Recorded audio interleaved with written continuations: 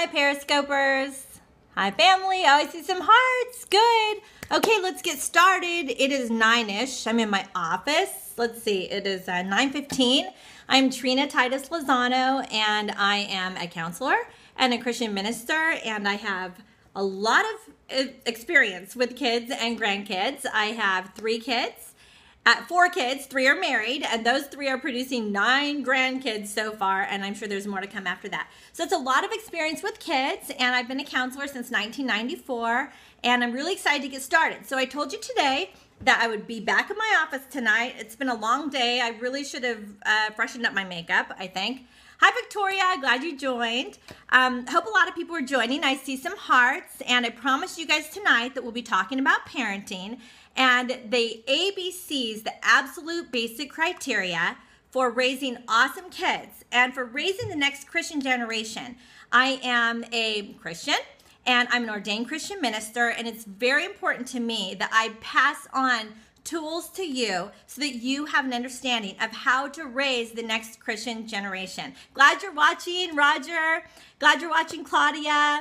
I'm super excited to have my peeps tuning in and logging on and just following me on Periscope. That's really exciting and awesome. In fact, if you want to text the word or type the word parent, let me know that you're parents. Let me know that you're parenting. And also, I'm going to be answering questions. So if you've got a question for me, just send it and I'll see it and I will answer your question live right now in my office. So I'm excited to do that for you. So, all right, I see the word parent there. Good job, good job. Parenting is a big responsibility, and it starts from the very minute we decide that we're pregnant or we find out that we're pregnant until our kids are fully raised. It is the one job that when we are finished parenting, we really are finished. By the time your kids are up and out, you better be done parenting, because adult kids don't do well, and your relationship's not going to end up well if you continue to parent them as an adult. But young kids, we have to take the personal responsibility from the minute our child is born to have an understanding that we are the parent, meaning that I am the authority, and I have to teach them that. So don't be afraid. I'm telling you about the absolute basic criteria for raising great kids, for raising the next Christian generation. Josh McDowell says in his book, The Last Christian Generation, that in the world that we live in today, only 2 out of 10 kids that are raised in Christian homes and raised going to church on a regular basis continue to serve God as adults and to raise Christian children themselves. Only 2 out of every 10. That means that 8 kids are lost. Now, I am a fabulous witness to the fact that really great parenting and being very, very, very true to what the biblical principles of parenting are can help in the success of raising the next Christian generation. So generation after generation after generation. My grandkids are in a line of 9 generations to serve the Lord and to love God and to honor God. So that's very exciting. Now, they're not fully grown yet. They'll have to embrace that decision for themselves at some point. But at this point, that's awesome. So I've got some practical tips. I had written some articles about the absolute basic criteria, and I started with A's. And I'm going to go from A to Z. I'm going to be broadcasting at noon and 9 every day until I get to Z, till the letter Z. So you guys go ahead and tune in, listen in, get the replay if you aren't going to be there live. Noon and 9 every day until I can teach you all of the words associated from the A to Z's. So A is for authority, B is for believe, and that's today and tomorrow, okay? A is for authority, and as we know that we are their authority, we can actually train our children.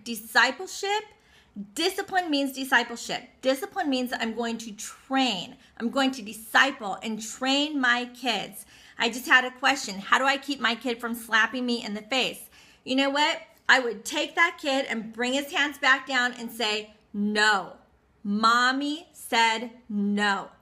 You don't slap me in the face. That is not nice, and you're not allowed to do that. So be sure that you tell them in a firm, authoritative voice. Doesn't mean you have to be authoritarian in your parenting style, But don't forget that you're the parent. You are responsible for to train them and to discipline them, meaning discipleship, meaning training them. Hitting is not allowed.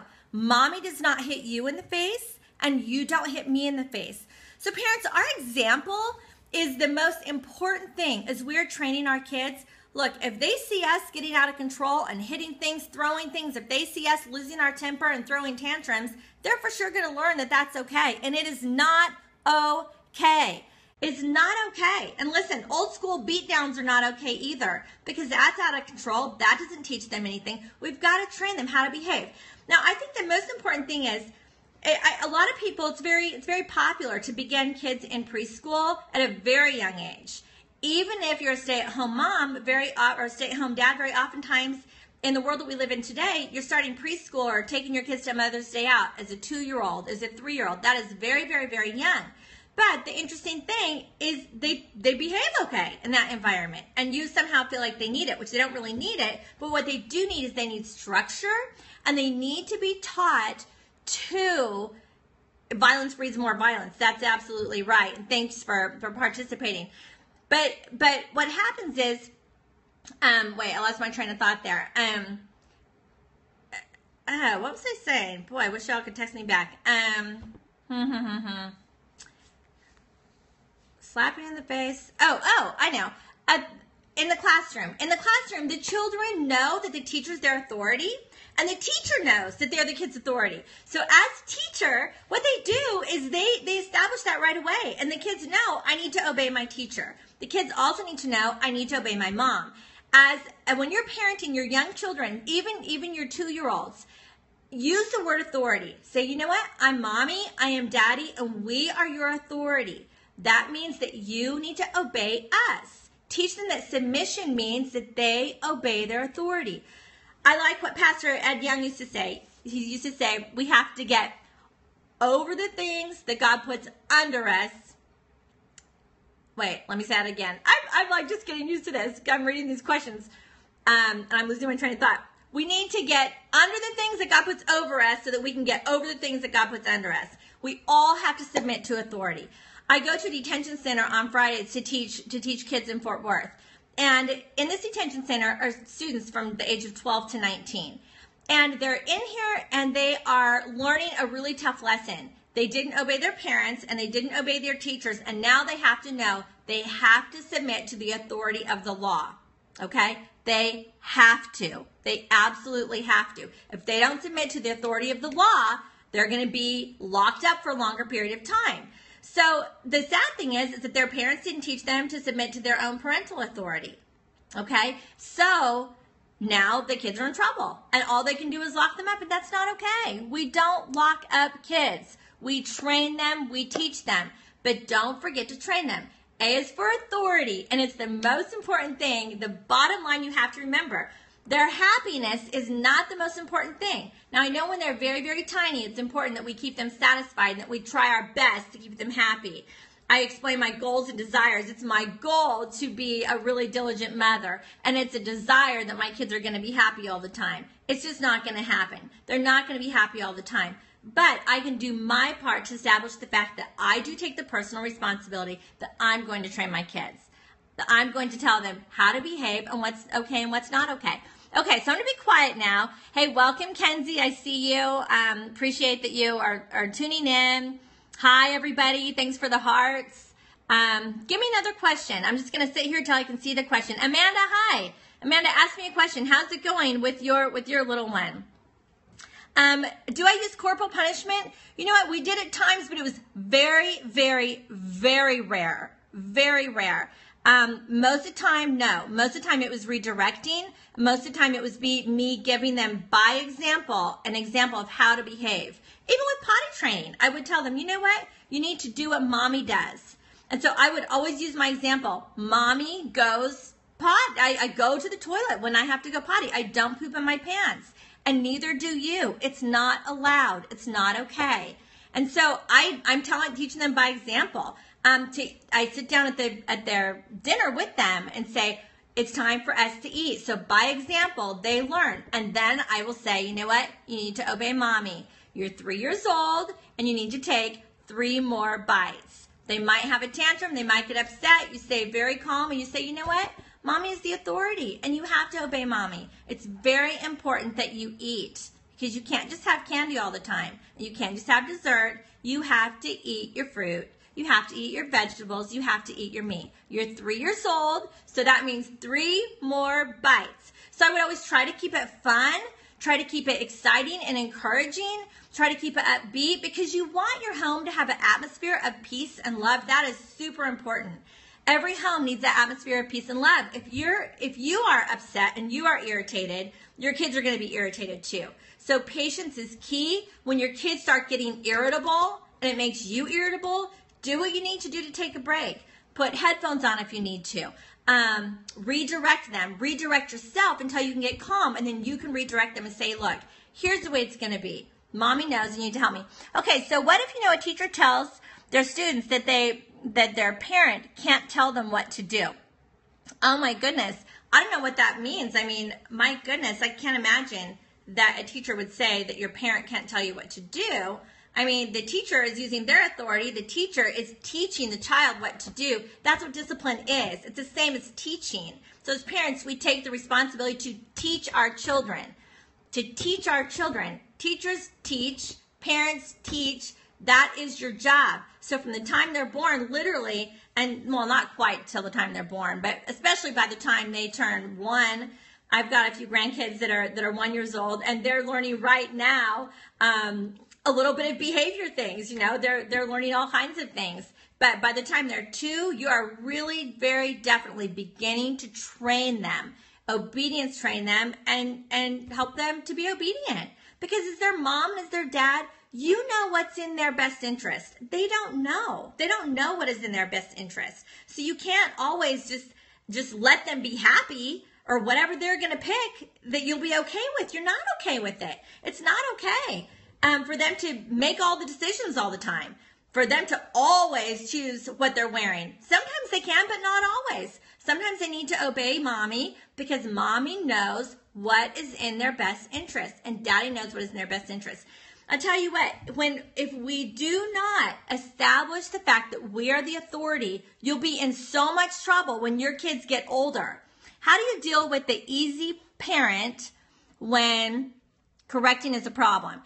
That's a really good question. My husband and I had a little bit different styles, but I tended to be the primary caretaker. He was working a lot, and then when he would come home from work, we would really parent together. If there's one parent that is very strict and one parent that is very permissive, I would tend to sort of meet in the middle. But listen, there is no abuse allowed.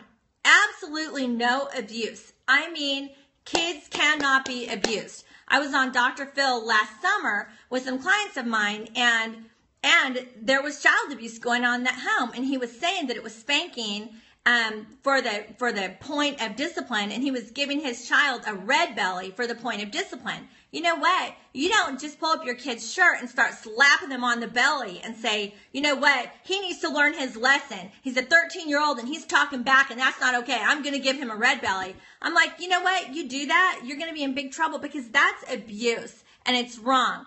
The end of that story ended up well, and Dr. Phil was able to help a little bit, and it was just a great thing because now that kid is really rescued, and that dad ended up going to jail and all that. But yeah, I am so against child abuse. I'll tell you what I'm for. I am for you being the boss. You being the boss.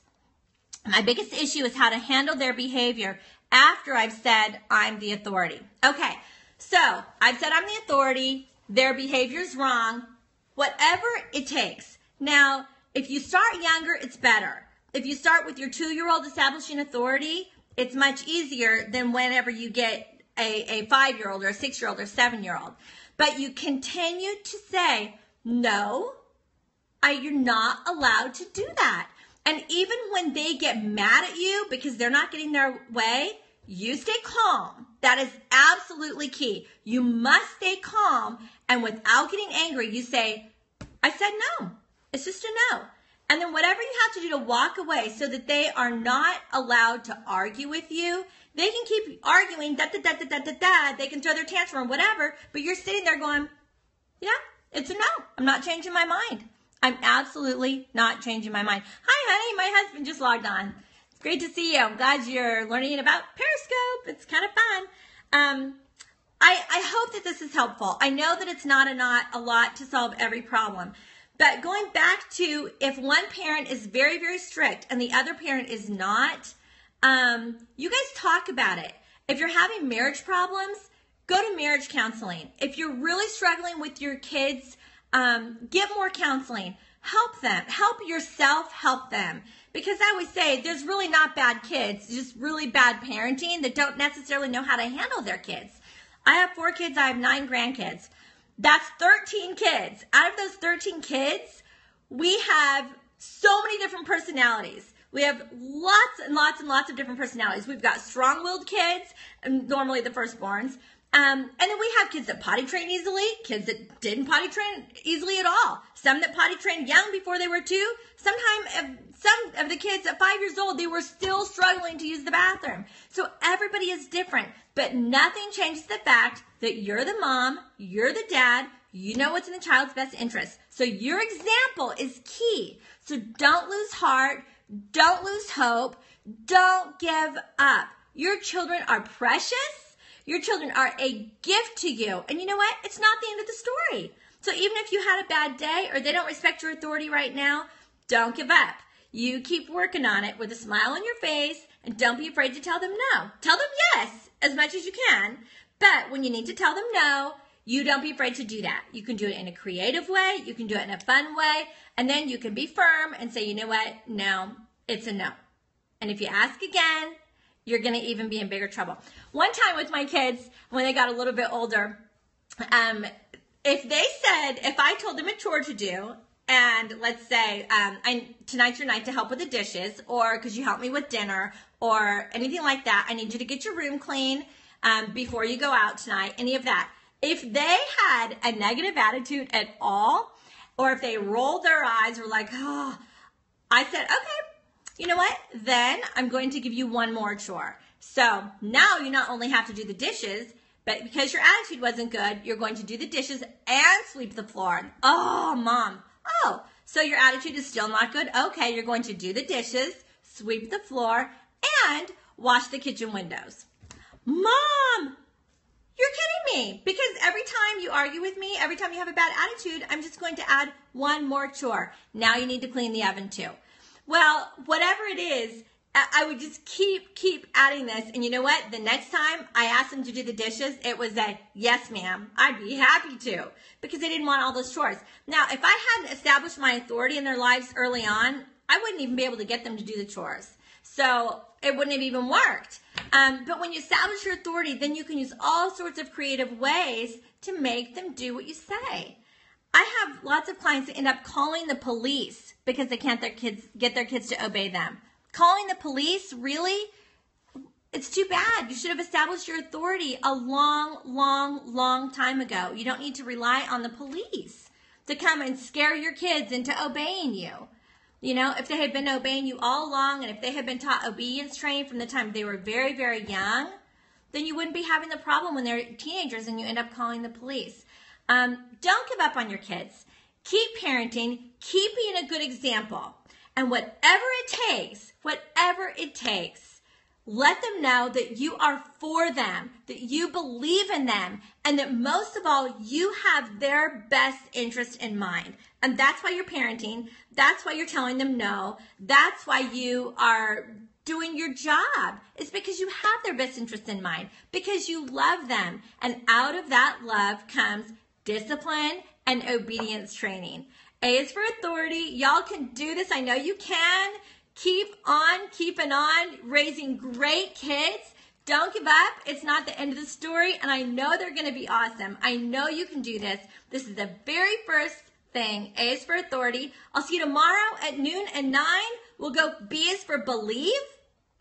C is for conscience. And I'll talk to you about raising a faith and a strong belief system in your kids. And then I'll also talk to you about training their conscience. So tomorrow, noon and 9, B and C, believe in conscience. Hey, thank y'all for participating in my scope tonight. It's my first day. It's my first night. I'm getting the hang of it. I know I didn't answer all of your questions, but I will watch the replay.